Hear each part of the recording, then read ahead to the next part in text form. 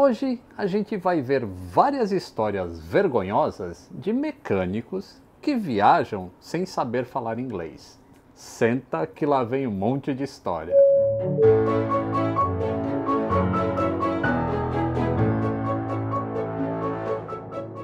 Olá, César Aeronáutico, tudo bem com vocês?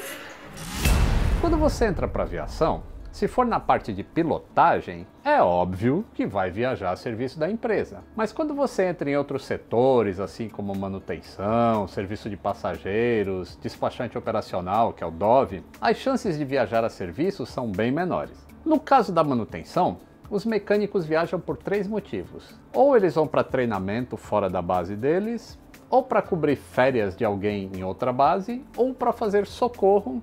Ou tem uma quarta oportunidade ainda, que é acompanhar voo, por motivos de manutenção.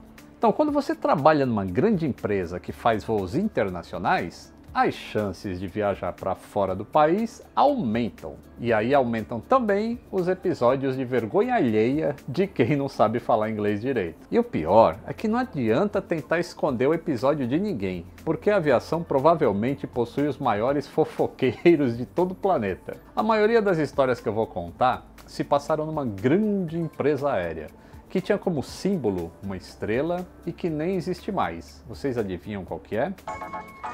Mas vocês têm que entender que lá nos anos 80 e 90, você só aprendia inglês indo para uma escola e tinha que investir uma grana, e não era pouca. Então a moçada se virava no Embromation e ia assim mesmo. Iraq and the Saudi Africa. Play same. Não era tão fácil como hoje em dia, que você baixa um aplicativo aqui no celular, como o Cambly, e aí você treina inglês no seu tempo com instrutores nativos 24 horas por dia, e aí você não passa vergonha nas viagens. E moçada, assim, o inglês é super importante para aviação. Por isso que eu tenho essa parceria com o Cambly. Os inscritos aqui do canal ganham 6 meses grátis quando você assina o plano anual do Cambly. É só usar o código FLY2018, tudo minúsculo. Tem o link aí embaixo também na descrição. Mas tem um detalhe, o código FLY2018 só é válido por 5 dias a partir de hoje, 25 de fevereiro de 2018.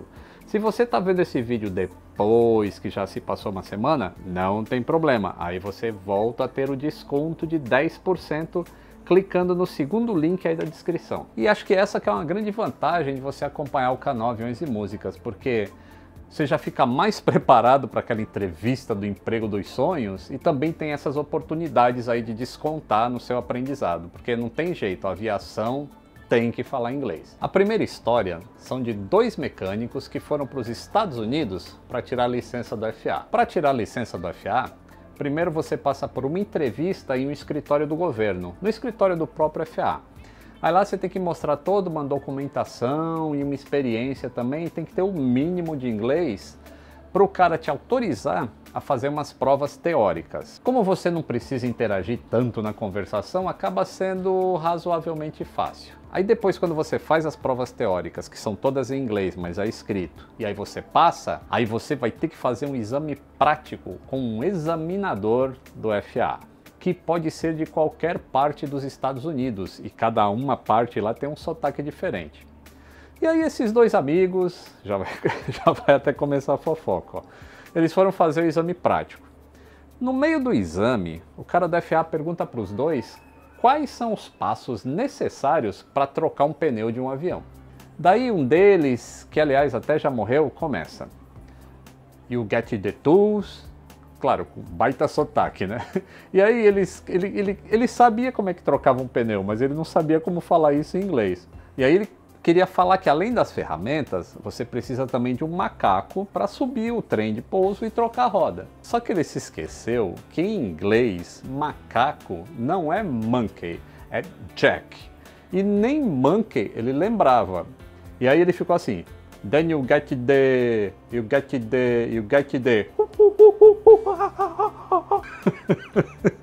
put below the landing gear. Mano, eu pagava para ver a cara do examinador tentando entender o que um brazuca tava querendo falar com E o pior é que não parou por aí, acreditem. Depois que o outro conseguiu se comunicar meio com mímica e se desfez esse mal-estar aí, eles continuaram fazendo o exame, e aí lá pro final da tarde o examinador fala para eles assim, fala para os dois, wait here. E aí deu as costas, virou e foi andando. E aí os dois ficaram, o que que ele disse? O que que ele disse? O que que ele disse? Como eles não tinham entendido, aí eles foram atrás do cara.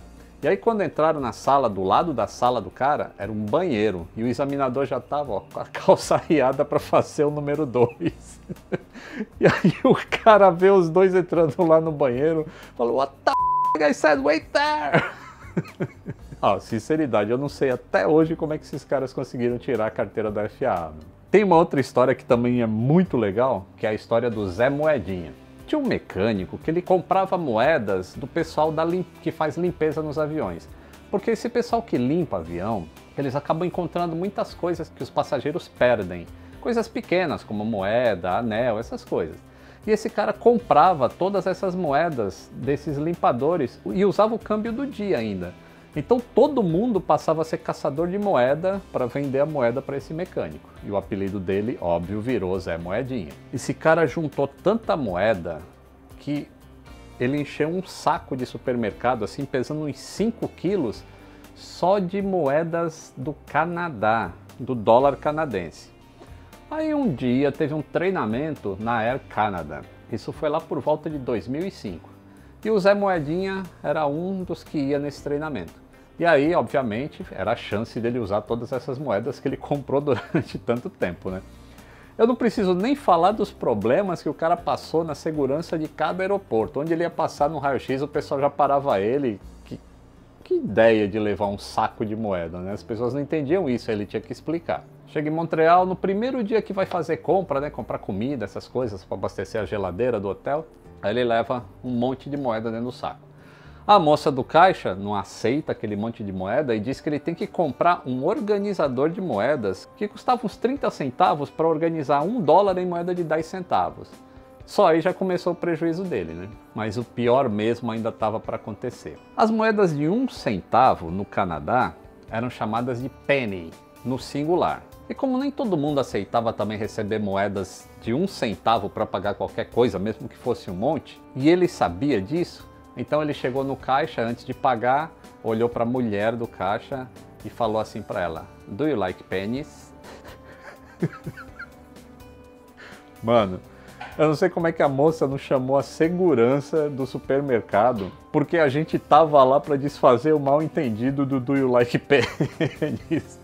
Que aí conseguimos mostrar que era aquele monte de centavos de penny que aí ela poderia aceitar. Vai vendo as vergonhas que se passa porque você não aprende a falar inglês direito. Tem mais uma que era de um mecânico novo numa empresa americana, mas ele não dominava ainda todos os paranauês da língua, né?